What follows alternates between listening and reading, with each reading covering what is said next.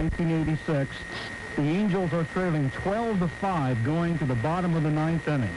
Jack Howe drove in a couple runs, and George Hendrick drove in a run, Bobby Grich drove in a run, and suddenly it was 12-8. But by this time there were 2 outs, but the Angels had the bases loaded for Dick Schofield, who was facing Willie Hernandez, and Hernandez promptly got ahead of him 0-2. And if you recall, Al, Schofield just looked terrible on both those pitches, and everybody thought, okay, he's going to strike out Schofield, and the ball game's going to end. It's a great, valiant comeback, but it's going to fall short. Let's pick it up. Gene Mauch watching from his dugout. He has to be proud of the effort, no matter how it turns out. The strike 2 to Schofield is swung on and belted deep to left field. Collins going back, away back, it is gone. A grand slam for Schofield. The Angels win, and I don't believe it. Al, I mentioned on the pregame talk show tonight, and I recapped the whole thing in greater detail because I had all the hits that led up to the home run, but I still get a thrill out of hearing that 4 years later. I do too, because I sound so young there. I think I even had hair then. I'm not even sure about that.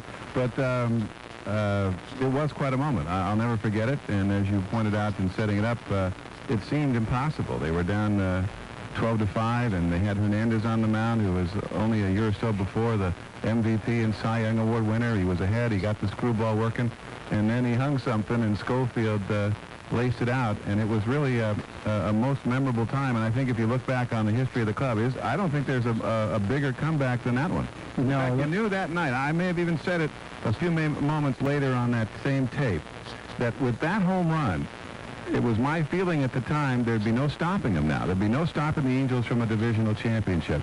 And in games like that, if you can come back and win 13-12 when you're down to your last strike and come back with 8 runs as the Angels did, that to me was a sign that the gods were with them that year. Yeah, to a point. I think we all felt the same way, and that turned out to be a very memorable weekend. Because if you recall, the next night, Doug DeCense line drive hit a 2-run homer in the 9th inning to win, and then they had another late inning rally. I believe it was the bottom of the 8th in the Sunday game, and I want to say it was George Hendrick who got a triple to drive in 3, and the Angels won that one. So it turned out to be just an incredible weekend, and I think we all knew after that the Angels were going to win the division.